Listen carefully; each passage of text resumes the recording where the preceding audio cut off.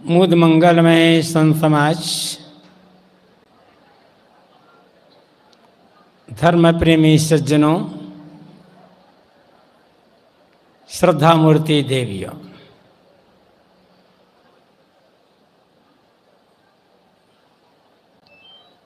सद्गुरु कबीर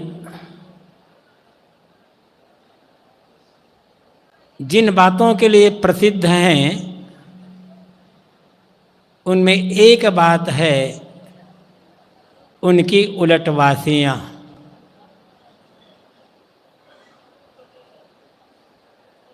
सद्गुरु कबीर ने बहुत सी उलटवासियाँ कही हैं। हिंदी साहित्य में जितनी उलटवासियाँ सद्गुरु कबीर ने कही है उतनी उलटवासियाँ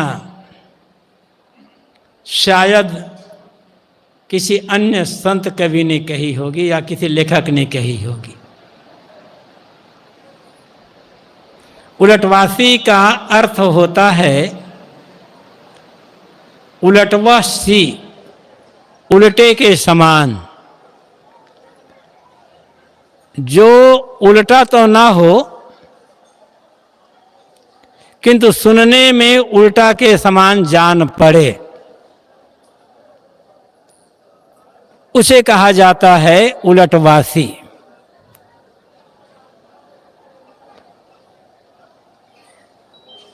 सद्गुरु कबीर के एक उलटवासी जो बहुत प्रसिद्ध है, हम आज इस सभा में उस पर थोड़ा मनन चिंतन करें।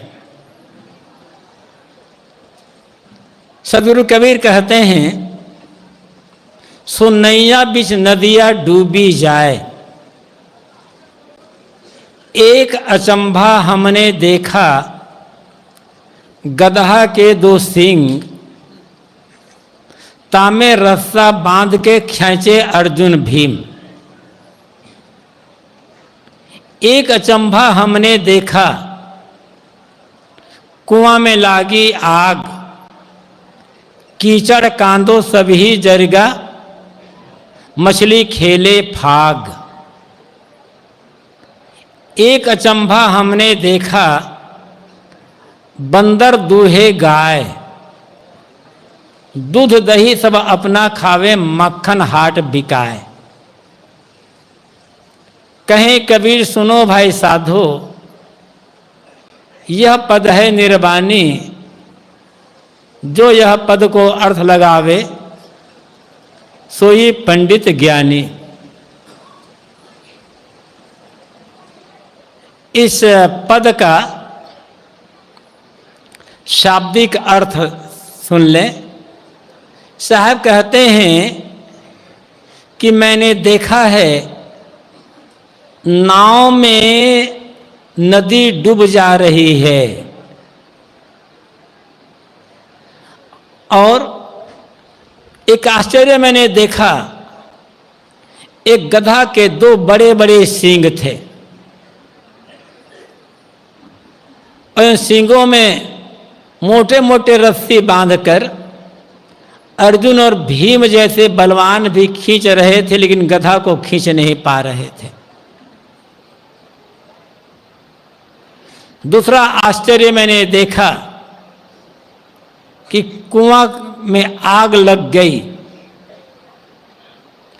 और उस आग से कुआं के भीतर जितने कीचड़ कांदो थे सब जल करके राख हो गए और कुआं में रहने वाली मछली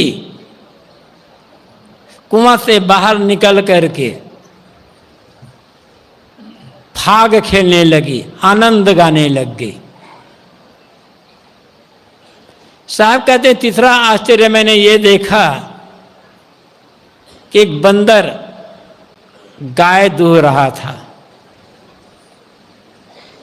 उस गाय के दूध दही जितना था सबको बंदर खा गया, किंतु माखन हाट में बिकने लग गया।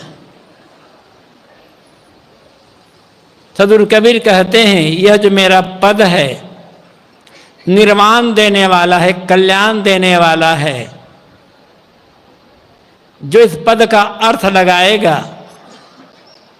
वही पंडित है, वही ज्ञानी है, उसी का उद्धार होगा। अब थोड़ा सा इसे समझें।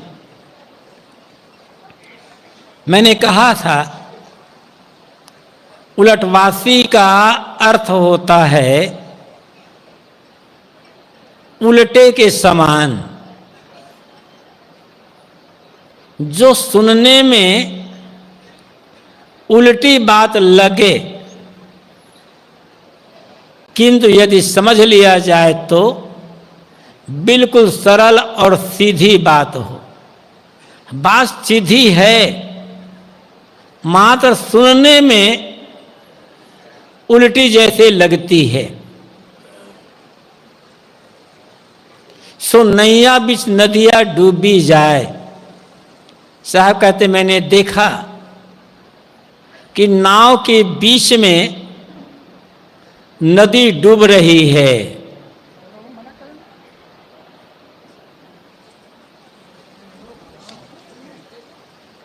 चुपचाप चले जाओ आगे।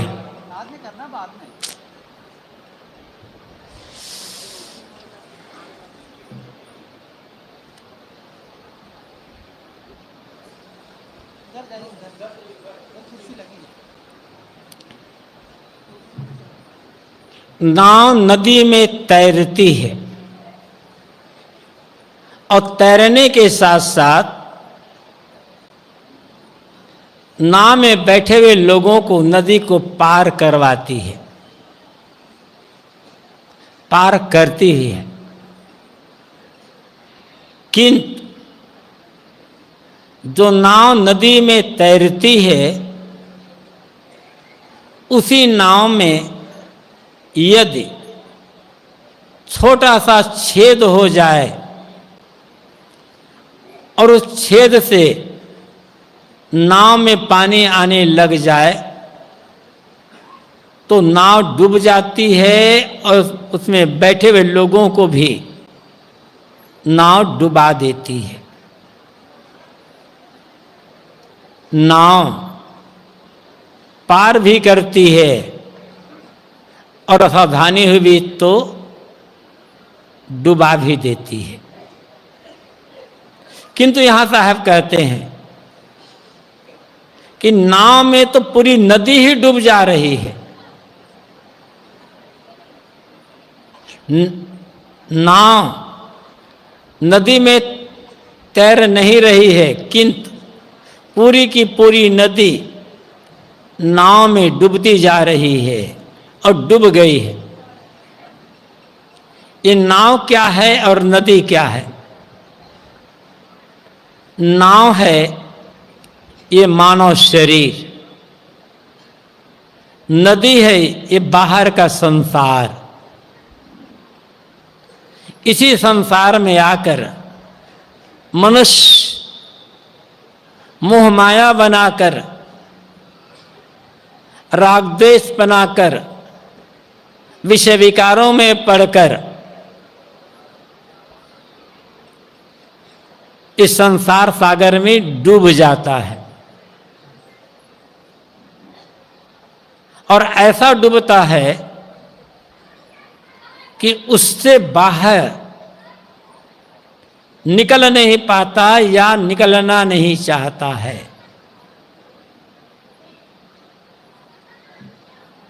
मोह माया में, राग द्वेष में, अहंता ममता में, विषय विकारों में जितना मनुष्य पड़ा हुआ है, मनुष्य डूबा हुआ है,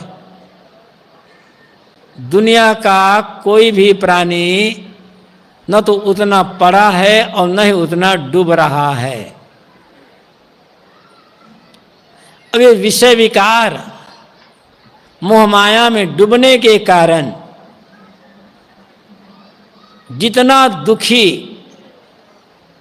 मनुष्य है और साथ साथ मन से पीड़ित है, उतना दुनिया का कोई प्राणी न तो दुखी है और न मन से पीड़ित है।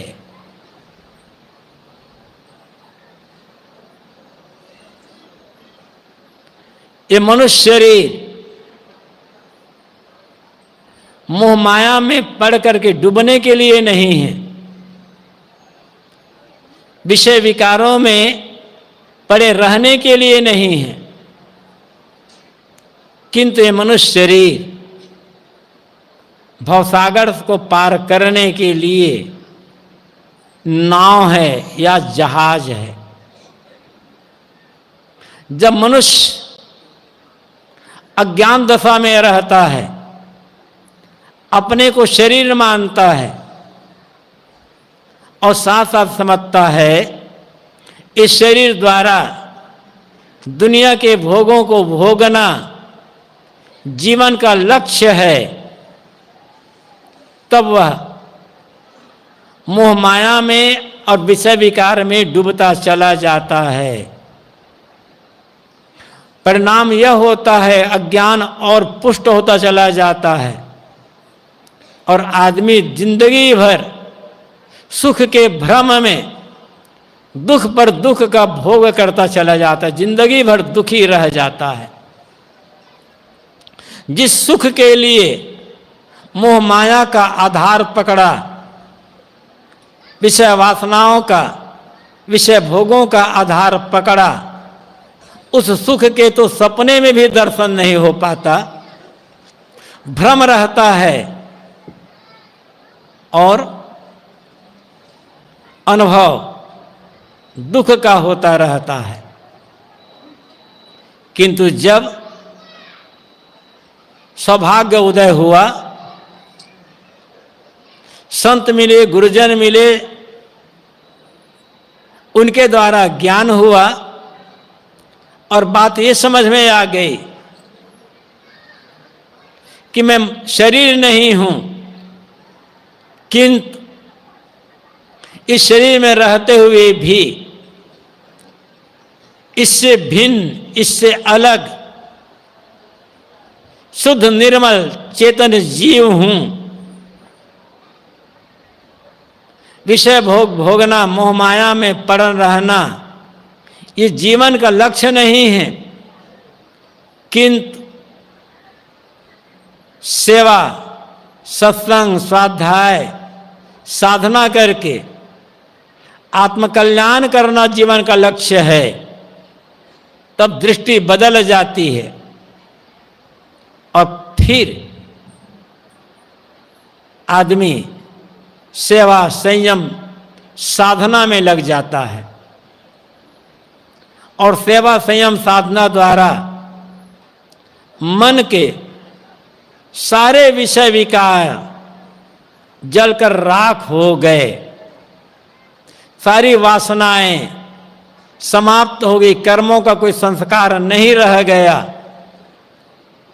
तब इस मनुष्य शरीर नाव में संसार सागर डूब जाता है, अर्थात जीव का संसार से उद्धार हो जाता है। नदी में, नाव में नदी डूबने का अर्थ है इस संसार सागर को सेवा, साधना, संयम करके पार हो जाना। इस शरीर में डूबा, साधना कहाँ से हुई? पहले यह समझना होगा संसार सागर बना कैसे। संसार सागर बना इसी मनुष्य शरीर से। संसार सागर का मतलब चांद, सूरज, धरती, आकाश, ये सितारे, नदी, नाला, पेड़, पहाड़ नहीं है, क्योंकि धरती आकाश में, चांद सूरज में, नदी नाला में, पेड़ पहाड़ में आदमी कहाँ डूब रहा है? आदमी डूब रहा है अपने ही बनाए हुए मान्यता के संसार में। अपना मान करके आदमी अपना एक मानसिक संसार बना लेता है, बाहर का संसार नहीं बांधता। बाहर के संसार का जो मोह है, संसार के विषयों में जो सुख का भ्रम है, वही आदमी को बांधता है। वास्तविक संसार जो संसार सागर है वह है हमारे मन की अविद्या, हमारे मन की वासना, कर्मों के संस्कार। जितना जितना अविद्या प्रबल होती जाती है, वासना प्रबल होती चली जाती है, माया का मोह प्रबल होता चला जाता है, उतना उतना हमारा संसार सागर गहरा से गहरा और विशाल से विशाल होता चला जाता है। कैसे? इस शरीर से विषयों को भोग भोग करके, अब मान्यता बना बना कर आदमी अपने संसार सागर को गहरा करता चला गया और जिंदगी भर भटकता, जिंदगी भर नहीं अनादिकाल से भटकता आ रहा है। किंतु जब अविद्या की रात समाप्त हुई,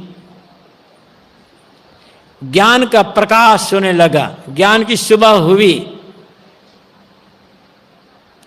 बात समझ में आ गई, दिशा बदल गई। अब जिस शरीर से विषय विकार, विषय भोगों में पड़ा हुआ था, रागदेश में पड़ा हुआ था, उसी शरीर से सेवा संयम साधना करने लग गया। सबसे प्रेम का व्यवहार करते हुए भी, जो बन सका सेवा करते हुए भी किसी को अपना नहीं मानता, सबसे निर्मोह निष्काम अनासक्त हो जाता है और संयम साधना द्वारा कर्मों के संस्कार विषय वासना जल करके राख हो गए, तो इस संसार सागर इस शरीर रूपी नाव में डूब गया और जीव का बेड़ा पार हो गया। यही है नदी में, नाव में नदी का डूबना, नाव मनुष्य शरीर, नदी बाहर का संसार, मान्यताओं का संसार, और वो साधना द्वारा, विवेक भक्ति द्वारा इस मनुष्य शरीर में समाप्त हो गया, जीव का बेड़ा पार हो गया। एक अचंभा हमने देखा, गधा के दो सींग, तामे रस्सी बांध के खींचे अर्जुन भीम। सद्गुरु कहते हैं, मैंने एक आश्चर्य देखा कि अज्ञान या अहंकार रूपी गधा के राग और द्वेष रूपी दो बड़े बड़े सींग हैं और उन सींगों में मोटे मोटे रस्से बांधकर अर्जुन भीम जैसे बड़े बड़े बलवान खींच रहे हैं, लेकिन खींच नहीं पा रहे हैं। गधा है अज्ञान अहंकार, सींग है राग और द्वेष। अहंकार जितना ज्यादा होगा, अज्ञान जितना ज्यादा होगा, राग द्वेष उतना प्रबल होता चला जाता है। संसार में व्यवहार के लिए कुछ अपना मानना पड़ता है, किंतु अपना मानते मानते जहां जहां अनुकूल लगा, धीरे धीरे राग बन जाता है। जिसने हमारे मन के अनुकूल बात की, मन के अनुकूल काम किया, थोड़ी हमारी प्रशंसा कर दिए, हमें सम्मान दे दिया, आदर दे दिया, उसके लिए हमारे मन में अपनत्व का भाव, राग का भाव बनता चला गया। और जितने जितने हमारी बात नहीं मानी, हमारे मन अनुकूल काम नहीं किया, हमें आदर सम्मान नहीं दिया, हमारी निंदा कर दिए, प्रतिकूलता का बोध हुआ, फिर धीरे धीरे उसके लिए मन में द्वेष भाव प्रबल होता गया।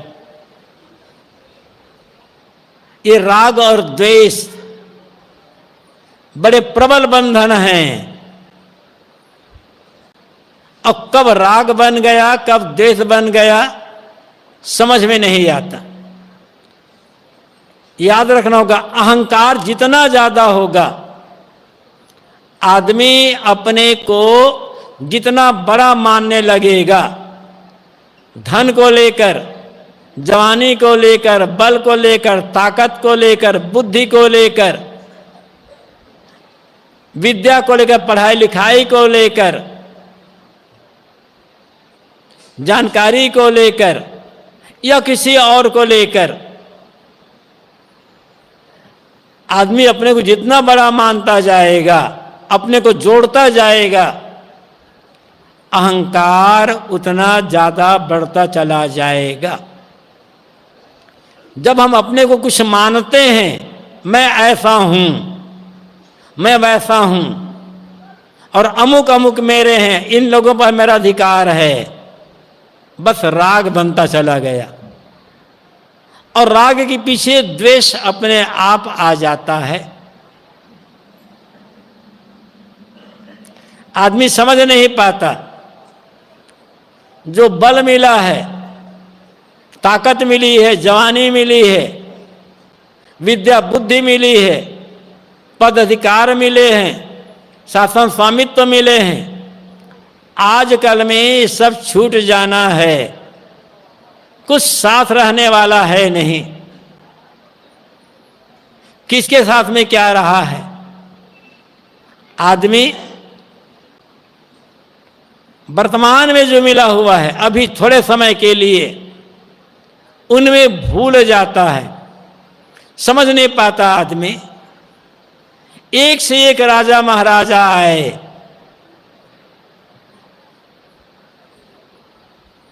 उनका कुछ रह नहीं गया, और वे राजे महाराजे भी कहां चले गए पता नहीं चलता। एक से एक बलवान आए, धनवान आए, रूपवान आए, विद्वान आए, त्यागी तपस्वी आए, किसी का कुछ नहीं रह गया। तो मेरा कब तक रहेगा, इस समझ नहीं पाता। आदमी भूल जाता है, जो मुझे मिला है ऐसे सदैव मेरे अधिकार में रहेगा। अहंकार में पड़ जाता है। और अहंकार केवल सांसारिक धन दौलत, पद प्रतिष्ठा, बल अधिकार, शासन स्वामित्व का नहीं होता। विद्या बुद्धि का अहंकार होता है, त्याग तप का अहंकार होता है, वैराग का अहंकार हो जाता है। मैं दूसरों से बड़ा त्यागी हूं, मैं दूसरों से बड़ा वैरागी हूं, मैं इतने पुराना साधु हूं। जोड़ते चले गए, साधुता से जोड़ लिए, अपने बड़ा साधु मान लिए, अहंकार बढ़ गया। त्याग और वैराग अच्छा है, किंतु मैं दूसरों से बड़ा त्यागी हूं, मैं दूसरों से बड़ा वैरागी हूं। त्याग वैराग से जोड़ लिए, बस अहंकार बढ़ गया। और फिर दूसरे साधुओं के लिए द्वेष भाव बढ़ गया, घृणा का भाव बढ़ गया। वे सब छोटे हैं, ये भाव मन में आ गया, द्वेष प्रबल हुआ। इस अहंकार रूपी गधा के राग और द्वेष रूपी दो बड़े सींग है। अहंकार होगा तो राग द्वेष से हम बच नहीं सकते हैं। और बड़े बड़े कहलाने वाले खींच रहे हैं रस्से, मोटे मोटे रस्से बांध करके, किंतु न अहंकार को समझ पा रहे हैं, न राग द्वेष को समझ पा रहे हैं। संसारी लोग, जिन्हें दुनियादारी कहा जाता है, ये दुनियादार संसारी लोग तो राग द्वेष में पड़ करके विवाद में उलझे हुए हैं ही। थोड़ी थोड़ी जमीन के लिए, थोड़े थोड़े जायदाद के लिए, थोड़े थोड़े रुपये पैसे के लिए, अब पद प्रतिष्ठा के लिए इतना राग द्वेष में पड़े हैं, मार पीट, हिंसा, हत्या, ये क्या कहा जाए। दूसरी तरफ जिन्हें साधु महात्मा कहा जाता है, त्यागी वैरागी कहा जाता है, वे सब भी राग द्वेष में पड़े हुए हैं कि हमारा संप्रदाय बड़ा है, हमारे संप्रदाय से ही मुक्ति मिलेगी, हमारा संप्रदाय भगवान का चलाया हुआ है, हमारे महापुरुष भगवान के अवतार हैं, पैगंबर हैं, दूत हैं, पुत्र हैं, साक्षात परब्रह्म परमात्मा है। इसलिए हमारे मत से, हमारे मजहब से, हमारे संप्रदाय से ही कल्याण हो सकता है।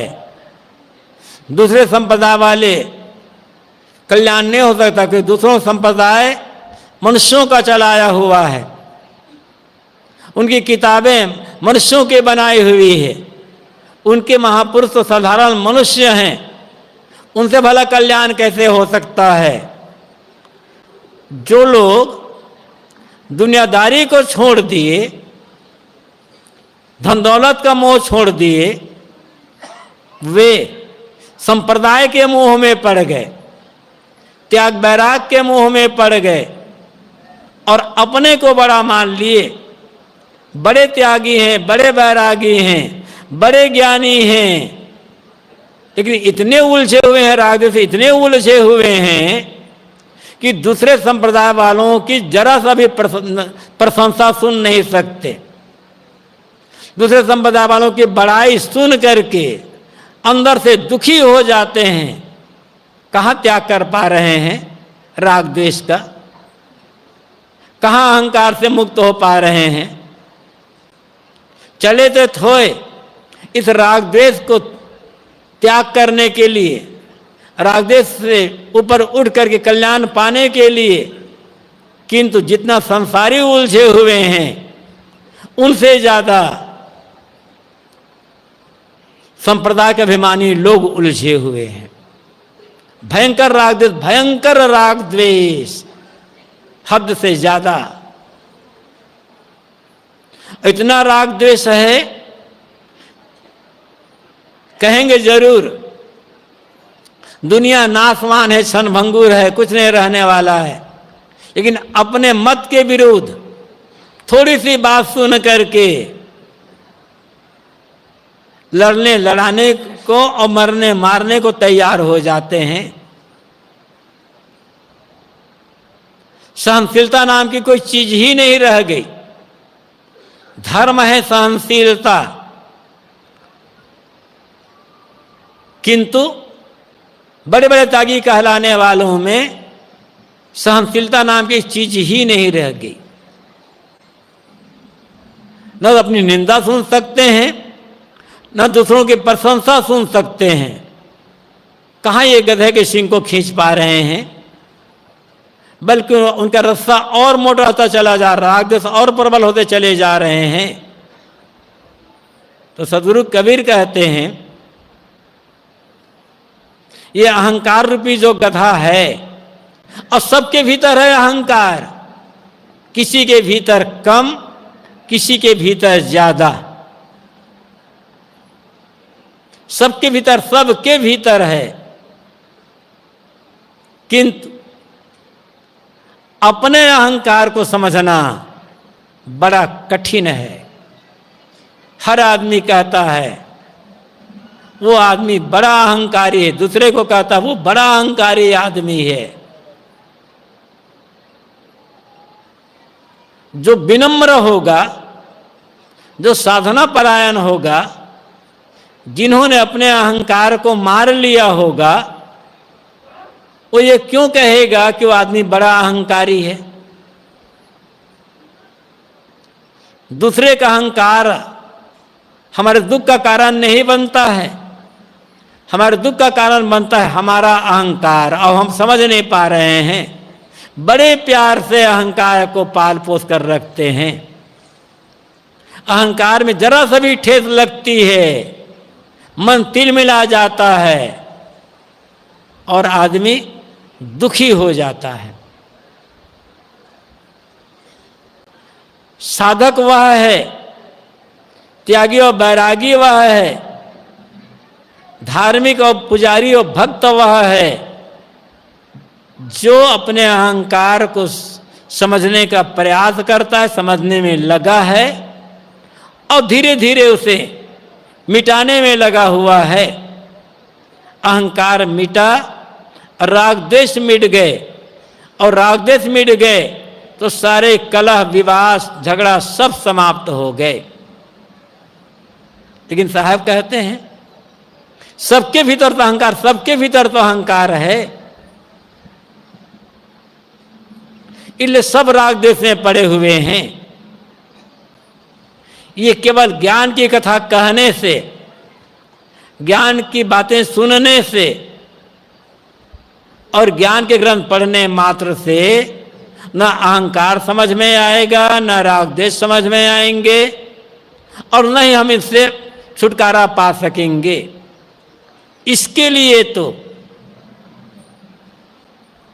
हमें प्रयोग करना होगा। हमारा जीवन प्रयोग धर्मी बनाना होगा। ज्ञान की बातें कौन नहीं जानता है और कौन नहीं समझता है, किंतु हम जो जानते हैं उनका जीवन में प्रयोग नहीं कर पाते हैं। हमारा जीवन प्रयोग धर्मी जीवन नहीं बन पाता। इसलिए रात दिन अहंकार की आग में जलते रहते हैं, रात दिन में पड़े रहते हैं और ज्ञानी होने के भ्रम में जीते रह जाते हैं। गोस्वामी तुलसीदास जी ने कहा है, अहंकार की आग में दहत सकल संसार, तैसे बाँचे संतजन केवल शांति आधार। इस अहंकार को त्याग कर जो शांति में जीवन जी रहा है, जिसका मन शांत हो गया है, वही संत है। संत का अर्थ ही होता है शांत मन वाला, किंतु हम अपने मन को शांत नहीं कर पा रहे हैं। संत कहलाते हैं, संत के नाम पर पूजाते भी हैं, किंतु संतत्व जीवन में उतर नहीं पाता, क्योंकि अहंकार हमें संतत्व को जीने नहीं देता है। जो अपने संतत्व को समझ लेता है, अहंकार का त्याग कर देता है, वो राग द्वेष से मुक्त हो जाता है और पूरा जीवन उसका आनंद से भरपूर हो जाता है। एक अचंभा हमने देखा, कुआं में लागी आग, कीचड़ कांदो सभी जरगा, मछली खेले फाग। सदगुरु कहते हैं कि मैंने एक आश्चर्य देखा कि कुआं में आग लग गई और उस आग से कुआं के भीतर के जितने कीचड़ कांदो थे सब जल करके राख हो गए, किंतु मछली जो कुआं में रह रही थी, कुआं से बाहर निकलकर आनंद के गीत गाने लगी, फाग खेलने लगी। उलटवासी है, कुआं में तो पानी होता है और पानी में आग लगती नहीं है। पानी तो आग को बुझा देता है, किंतु साहब कहते हैं कुआं मतलब कुआं के पानी में आग लग गए। ये कुआं क्या है और आग क्या है, कीचड़ कांदो क्या है और मछली क्या है जो आनंद गीत के गीत गा रही है। कुआं साहब ने कई जगह कहा है, बीजक में भी साहब ने साखी कही है,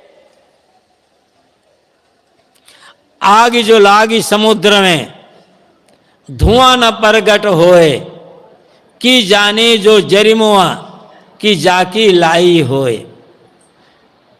यहां बीजक में सदगुरु कबीर कहते हैं समुद्र में आग लगी, किंतु उस आग में धुआं प्रकट नहीं हुआ। आप जानते हैं कहीं आग लगती है तो धुआं प्रकट होता है, चाहे थोड़ा ही धुआं क्यों ना हो, धुआं प्रकट होता है। लेकिन सद्गुरु कहते हैं समुद्र में आग लगी, धुआं प्रकट नहीं हुआ, इसलिए कोई व्यक्ति उस आग को समझ नहीं पाया, क्योंकि दिखाई ही नहीं पड़ रहा है, ना आग दिखाई पड़ रही है, ना धुआं दिखाई पड़ रहा है। या तो जलती हुई आग दिखाई पड़े या तो दूर से धुआं दिखाई पड़े, तब तो समझ में आएगा ना कि आग लगी हुई है। न तो यहां धुआं दिखाई पड़ रहा है, ना आग दिखाई पड़ रही है, इसलिए दूसरे लोग जान नहीं पाते। जानता कौन है? कि जाने जो जरीमुआ, उस आग से जो जल रहा है, जिसके भीतर के विकार जल गए, या तो वह जानेगा, वह जानता है, या तो सद्गुरु जानेगा जिन्होंने उस आग को लगाई है। अब यहां बात एक है, चाहे कुआं का हो चाहे समुद्र का हो, दोनों में पानी है और दोनों में आग नहीं लग सकती। ये कुआं और समुद्र क्या है ये समझना होगा। कुआं या समुद्र है आदमी का, हमारा अंतःकरण। जो साधक है, साधक के अंतःकरण रूपी कुआं या समुद्र में ज्ञान की आग लग गई, और ज्ञान की आग लगती है तो दिखाई नहीं पड़ता है। दूसरे लोगों को क्या पता चलेगा कि अमुक आदमी ज्ञानी है कि अमुक आदमी अज्ञानी है? कुछ व्यवहार से हम समझ सकते हैं, अंदाज लगा सकते हैं। ज्ञानी को तो केवल ज्ञानी ही समझ सकता है, अज्ञानी आदमी ज्ञानी को समझ नहीं सकता, क्योंकि वो तो अपने अज्ञान को भी समझ नहीं पा रहा है। ज्ञानी को ज्ञानी ही समझेगा। तो अंतःकरण में आग लगी, और जब ज्ञान की आग लग गई तो हुआ क्या? कीचड़ कांदो सब जल करके राख हो गया। आग का काम है जलाना। कहीं भी आग लगेगी तो आग जलाएगी जरूर, छोड़ेगी नहीं। लेकिन कुआं में लगी है आग तो क्या जलेगा? कुआं के भीतर कीचड़ और कांदो, दोनों का अर्थ एक ही है, कूड़े कचड़े कीचड़। जब साधक अंतःकरण में ज्ञान की आग लग जाती है, वैराग्य की आग लग जाती है, तो इस अंतःकरण में जितने कीचड़ है, काम, क्रोध, लोभ, मोह, राग, द्वेष, घृणा, बैर, विरोध, मत, मत्सर, ये सब के सब जल गए। ज्ञान का अर्थ ही होता है मन के जितने भी विकार हैं, नाम कुछ भी ले लिया जाए, सबका जल जाना, सबका समाप्त हो जाना, मिट जाना। ज्ञान भी है और मन में विकार है, लोभ है, मोह है, वासना है, क्रोध है, ईर्षा है, घृणा है, बैर विरोध है, निंदा चुगली है, ये सब बचे रह गए। तो फिर ज्ञान कहां है? फिर ज्ञान किसे कहेंगे? फिर ज्ञानी वह है जिसके मन के सारे विकार जल गए, जिसका मन निर्मल निर्विकार हो गया, जिसके मन में कोई मल, कोई विकार, कोई दोष, कोई दुर्गुण रह नहीं गया, वो ज्ञानी। ज्ञानी वह नहीं है जो बड़ा प्रवक्ता है, ज्ञानी वह नहीं है जो बड़ा लेखक है, ज्ञानी वह नहीं है जो बहुत जानता है। ज्ञानी वह है, सच्चा ज्ञानी, जिसके मन के विकार जल गए हैं। जिसका मन निर्मल हो चुका है, जिसका मन शुद्ध हो चुका है,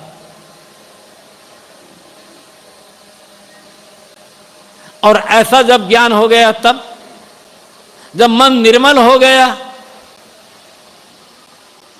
मन में कोई विकार रह ही नहीं गया, कोई मैल रह ही नहीं गया, तब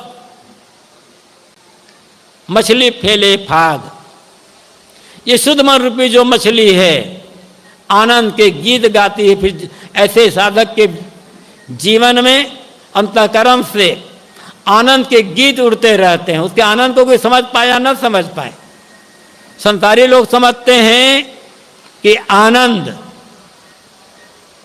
संसार के भोगों में है,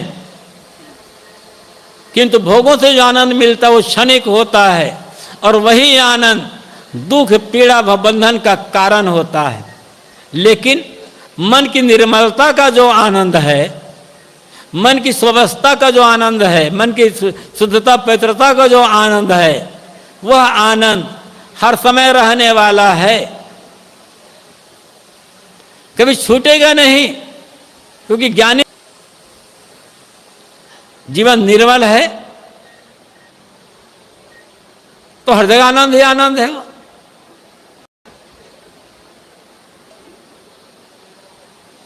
किस बात के लिए दुख हो गया? थोड़ी चीजें मिली वहां भी प्रसन्न, जहां सुविधाएं बहुत ज्यादा मिली वहां भी प्रसन्न, क्योंकि अब वो उसका मन कहीं मोहता नहीं है, कहीं आकर्षित नहीं होता, किसी बात को लेकर के क्षुब्ध भी नहीं होता, वह हानि और लाभ के द्वंद्व से ऊपर उठ जाता है। जितना हमारा मन अज्ञान में डूबा रहता है, अज्ञान में पड़ा रहता है, उतने हानि और लाभ के द्वंद्व में हम पड़े रह जाते हैं।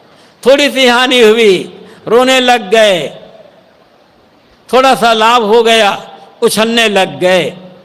ये समझ लेना होगा, यदि थोड़े से रुपये पैसे ज़्यादा मिल गए, पद सम्मान मिल गया, अधिकार मिल गया, उछलने लग गया मन, वाह हम बड़े सौभाग्यशाली हैं।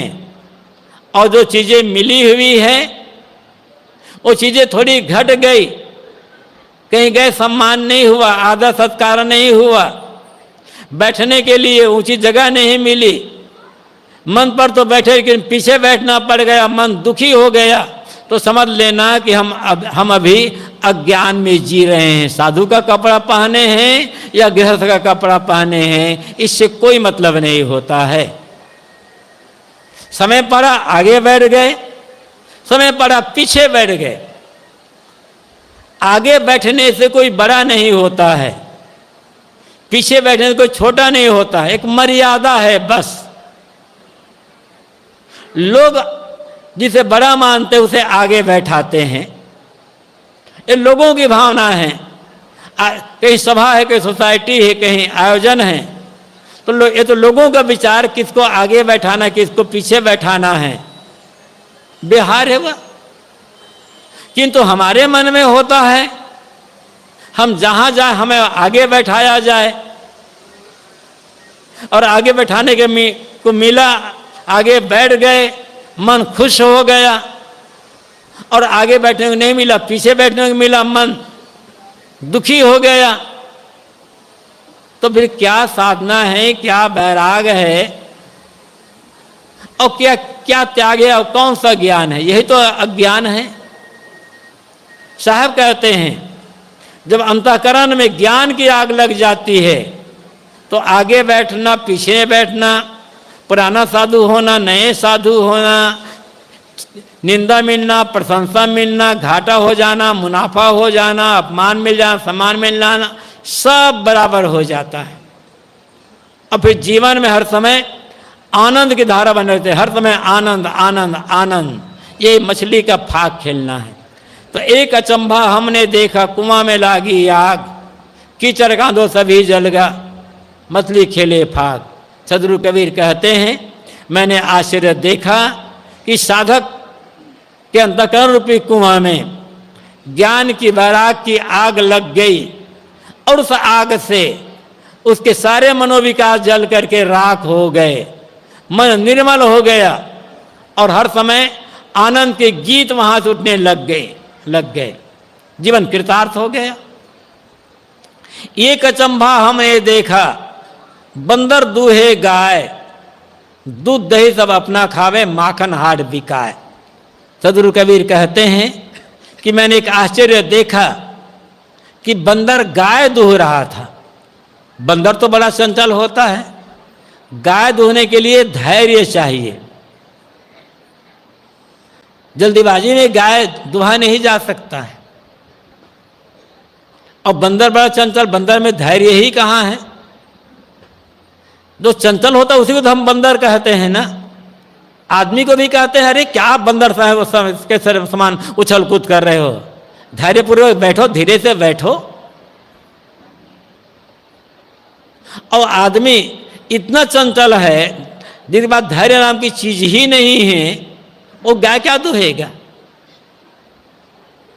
लेकिन सदगुरु कबीर कहते हैं यही हो रहा है, बंदर गाय दूह रहा है और जब गाय दूहने पश्चात उसका दूध दही जो कुछ था सब बंदर खा गया। किंतु दूध दही खा जाने के बाद भी मक्खन हाट में बिक रहा है। जब दूध दही खा लिया तो मक्खन हाट में कैसे बिकेगा? ये बंदर क्या है, गाय क्या है, ये समझना होगा। उलटवासी है, अन्योक्ति कथन है। बंदर का मतलब होता है चंचल। हर आदमी का मन चंचल बना हुआ, हर आदमी मन चंचल। जितना चंचल हमारा मन है उतना चंचल तो दुनिया में और भी कुछ नहीं होगा। कहा जाता है, वैज्ञानिक लोग बताते हैं कि प्रकाश की गति 1 सेकंड में 3 लाख किलोमीटर है और सूरज से प्रकाश आने में 8 मिनट कुछ सेकंड लगते हैं। किंतु हमारा मन तो 1 सेकंड में सूरज से आगे निकल जाएगा और कहां कहां चला जाएगा। तो मन बड़ा चंचल। किंतु अब दृष्टि बदल गई, जीवन बदल गया है। संत मिले, गुरुजन मिले, थोड़ी संयम साधना की बात समझ में आ गई, संयम साधना के पद में चले, ज्ञान वैराग्य का उपयोग करने लग गए, तो ये जो चंचल मन है, अशुद्ध मन, ये शुद्ध हो गया। पहले मन बड़ा चंचल था, अब मन की चंचलता मिट गई, मन में स्थिरता आ गई, धैर्य आ गया। देर तक किसी काम को करने का स्वभाव बन गया, आदत बन गई। तो ये जो है शुद्ध मन, धैर्य से, स्थिरता से भरा हुआ जो मन है, यही मन बंदर हो गया है। गाय है आत्मविद्या, अध्यात्म विद्या।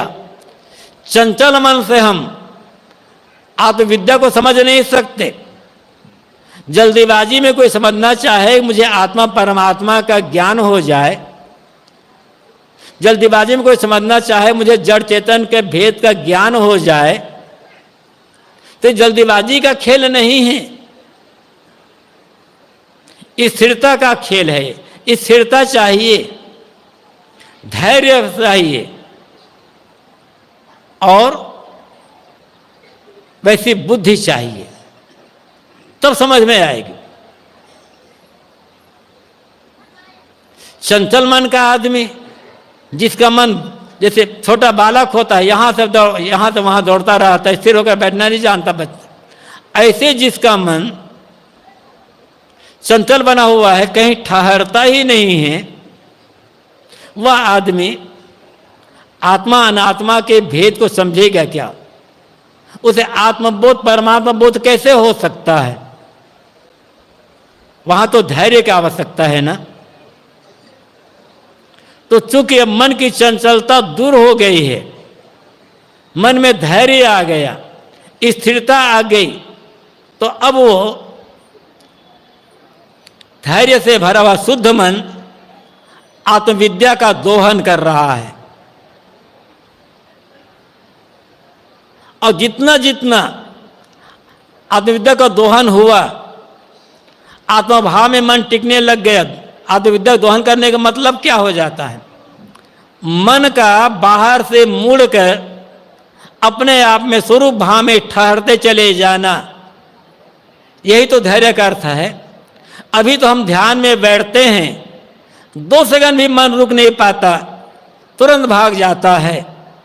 लेकिन जो साधना परायण साधक होते हैं, जिन्होंने अपने मन को साध लिया, उनका मन घंटों घंटों बिल्कुल स्थिरता शांत रहता है। उनका वे घंटों ध्यान में बैठे रह सकते हैं, क्योंकि उनके मन में धैर्य आ गया, चंचलता मिट गई है। और जितनी चंचलता मिट गई, फिर उसी का मन स्वरूपलीन हो जाता, आत्मस्थित हो जाता है, स्वरूपस्थ हो जाता है। तो ये मन का आत्मविद्या को समझ करके स्वरूपस्थ हो जाना, स्वरूप भाव में टिक जाना, ये गाय का दोहन करना है। और जितना जितना मन आत्मभाव में टिकता चला जाएगा, स्वरूप भाव में लीन होता रहेगा, शांत रहेगा, उतना उतना जीवन में आनंद आएगा। दूध दही सब अपना खावे का मतलब क्या है? उसका मन और बलवान, वो अंदर से एकदम बलवान हो जाता है। हर समय जीवन में आनंद आनंद आनंद, ये दूध दही खाना है। माखन हाट बिकाए। और ऐसे जो ज्ञानी संत होते हैं, आत्मलीन संत, जो स्वरूप भाव में टिका हुआ जिनका मन है, जो जितने देह भाव का त्याग कर दिया, देह भाव के शरीर में रहते रहते जितने ये समझ लिया कि मैं देह नहीं हूं, किंतु शुद्ध आत्मा हूं, शुद्ध चेतन जीव हूं, निर्मल निर्विकार हूं, और इसी भाव में उनका मन टिक गया, तो माखन हाट बिकाए अपने आप उसके जीवन की सुगंध संसार में सब तरफ बिकती चली जाती है।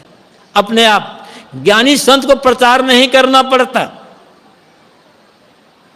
उनका प्रचार अपने आप हो जाता। उसके जीवन की रहनी ऐसी होती है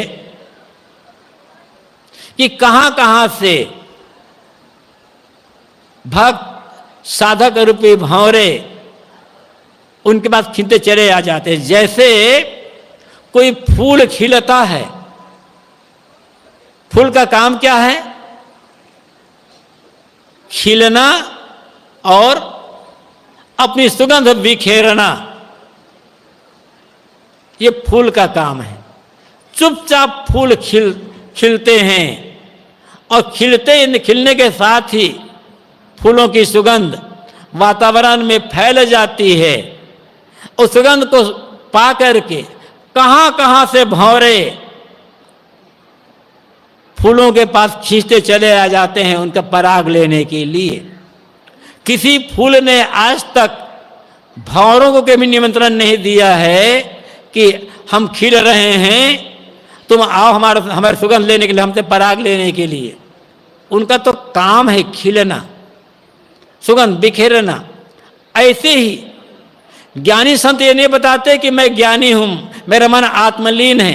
वो जीवन को जीते हैं, और उसके रहने की जो सुगंध, उसके रहने का जो मक्खन है, अपने आप उस मक्खन की सुगंध अपने आप संसार में सब तरफ फैल जाती है। और फिर भक्त और साधक रूपी भंवरे उनके पास खिलते चले आ जाते हैं।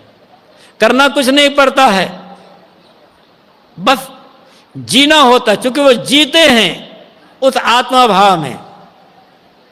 और जितना जीते हैं उनके आदर्श की सुगंध अपने आप फैल जाती। यही है मक्खन का हाट में बिकना। तो कुल मिलाकर बात इतनी है।